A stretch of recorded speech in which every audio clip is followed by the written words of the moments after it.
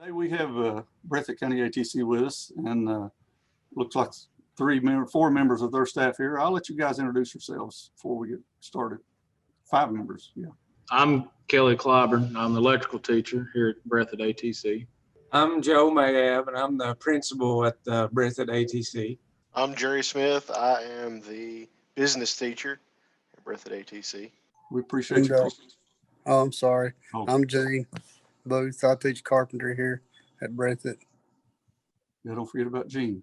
We appreciate y'all being with us today. We're going to talk a little bit about your tiny house project and the good and the bad. And this would be our fall summit. You know, normally we would be at the expo center. You'd be standing up with your students presenting this thing, but again, we're virtual for this session. And so we just wanted you to talk about the good things you're doing with your grant and how it's affecting kids. But any of you can chime in here at any time and on these questions. But what are some of the challenges that you're facing with this virtual thing? You know, we've been virtual basically since March of last year, and tiny houses didn't get completed. And what are the challenges you're faced with this virtual learning right now, any of you?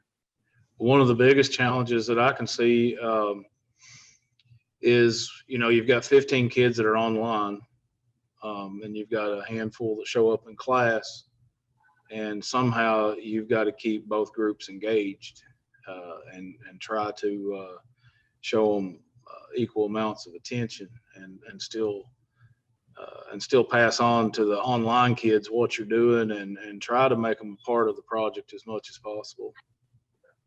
It gets kind of tough. I guarantee it.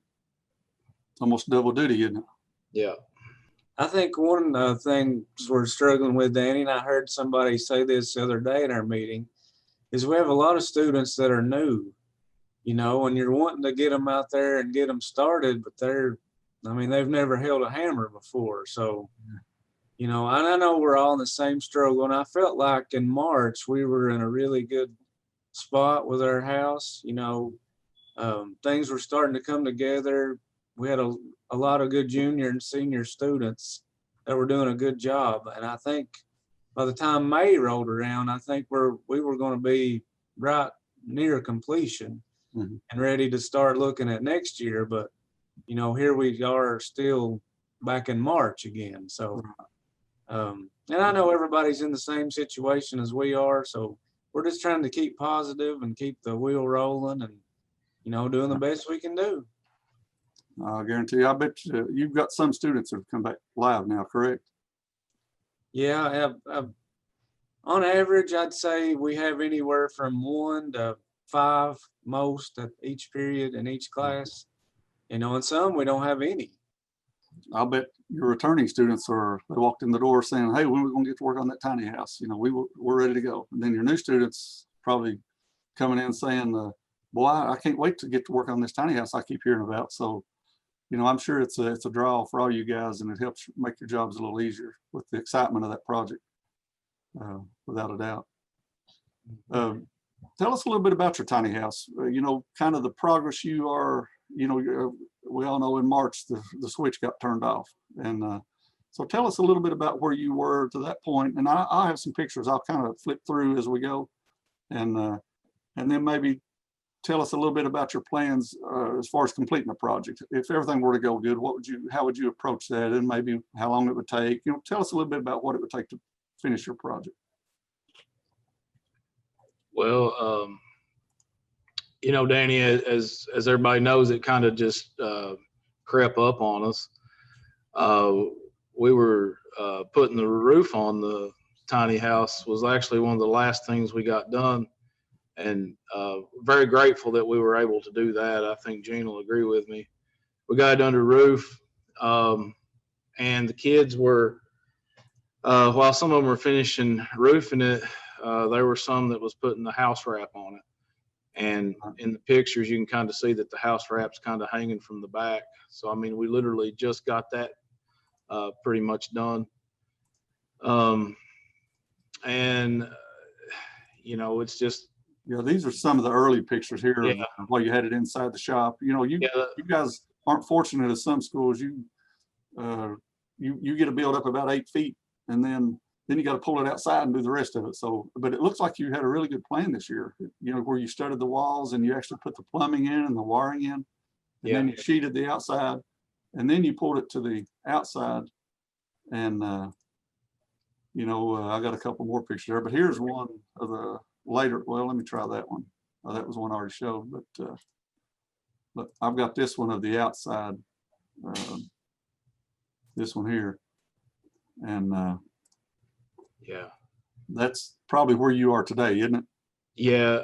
I think Jerry's probably sent you those new pictures in an Okay. email, but yeah, basically, yeah, we had just got the roof on it. We just got it house wrapped. The kids got sent home. We didn't even have the windows in it. Me and Gene, we went out and took the scaffolding down and got the windows put in it just to seal it up so there wouldn't be any water damage while we were gone.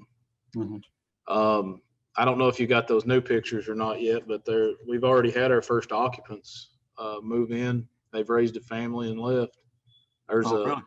Yeah, there's a bird's nest in the breaker box on the inside. Well, So yeah, hey, I guess it's inhabitable. So yeah, that's a good thing. good place to live, sounds like. But yeah, starting out, I guess you'll have to get Gene's input on this too. I start rambling and just tell me to shut up. But from my vantage point, we're going to have to, you know, a year ago, we kind of laid out the wiring, right? Mhm. So we're going to have to get back in there and figure out what we had in mind because, you know, it's been a year. So we're going to have to get back in there, figure out what we had in mind and go from there. And I guess insulation will be one of our next steps. Okay. And Danny, if memory serves me right, you know, the students went home on a certain day. And then I think it wasn't just a couple of days later, all of our staff went home as well and Right. didn't come back. We didn't get back together as a staff in person until like May or June. We had a dinner, end of the year dinner, and that's the first time we'd all been together physically in person. Yeah. And that's the bad thing about it is, like I said, you're kind of fortunate enough or unfortunate enough not to have somewhere to just pull this thing in the dry. You know, you have where you got it sitting outside and the windows are out, and then you realize, hey, I may not get students back for 3 months. You kind of got to make sure that thing doesn't get damaged. And I appreciate the work you guys did to take care of that and preserve it till they do get back into class. So I have a question. Just is this something now? Because it has been such a long time, and you talked about the new students. Is there a way for you to take these new students out to the tiny house? And you talked about the wiring and looking at needing to think about what your plan was, but in order to kind of orient those new students to the tiny house build and all of that, is there a way to walk them out to the tiny house and just kind of walk them through just like you would? I mean, I know it's all virtual learning now, but just if you were taking somebody on a virtual tour of it, to take these new students on a tour of the tiny house and look at where your wires are going and where the plumbing's going.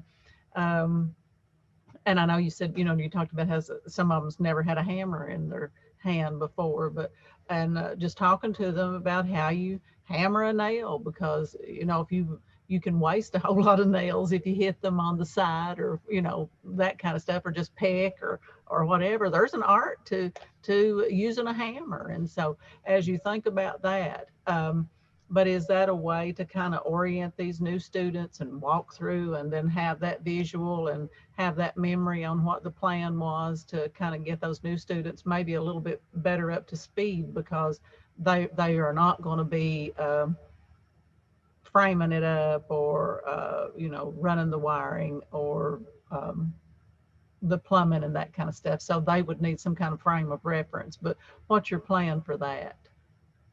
Well, we've done that to an extent. I mean, we took the kids out there and we showed them what we done last year. Basically told them the same story that I've conveyed to you guys today about the last things we were able to do to it and how we weatherproofed it. Showed them the bird's nest, and you know, and as most of us knows, you know, growing up as a kid, I remember packing tools to my dad. You learned what the wrench sizes were, things like that. And it is good to just take them out there and say, okay, we'll figure out where this wire goes. You know, maybe one you forgot to label or something, and you take a meter and you meter it out and you figure out where it goes. So there are things like that that you can do with them. Unfortunately, though, with a brand new kid, you have to be careful because you've got that wire pulled, and that's not exactly the place to cut your teeth, so to speak. If you cut that cable too short, then you're repulling it. So I guess the answer is yes and no. You know, some of them still need that reinforcement of trying it in a practice situation, because I mean, you know, that's the cool part of it, is we are building a house, making a finished product. What about completion? Let's say best case scenario, kids come back to school as much as they can right now and we get back to normal soon. Do you foresee completing this thing before the end of the year, or is it going to take pretty much the rest of the year? Or what are your plans? And then maybe what are you going to do on the outside and the inside? You know, what are you going to finish it out with? Do you have an idea yet? Well, our original plan, and you know, this is our third tiny house, and me and Gene had talked about this, and he may be able to elaborate more on it. We were going to take, because we were very successful with both of the previous houses. I believe you're the best seller both years, weren't you? I believe we were. Yeah. So we thought, what could be better than taking the best aspects of both houses and combining them? And we felt like one of the biggest things we had going for us on our builds is we don't get too awfully, we don't define it. I guess what I'm trying to say is you're able to modify it. It's a big open area. It's very spacious. Nothing is set in stone with it. You can pull your own furniture into it. You can move a lot of things around. You can set it up the way you want it. That's one of the biggest things we had going for us. Another, with the very first tiny house, was the exterior. I think everyone loved the D-log wood siding, which was another recommendation from Gene, and it turned out great. And then the second tiny house, which it looked great on the outside, but I think the biggest thing it had going for it was the inside trim, the custom made countertops, the big spacious lofts. And then we had well, it's a walkway, but in a tiny house, I guess you have to crawl, you know, crawlway as we called it. You could crawl from one loft to the other. And I think just taking all those aspects and putting them all under one roof, we're going to have an even better project this year. And completion, with any luck, because, you know, fingers crossed, this is still 2020. We don't know what's going to happen. But I would say March or April I would say probably maybe even as early as February if the weather works with us. The weather is a big thing with us. But I think we would have a very early completion with it.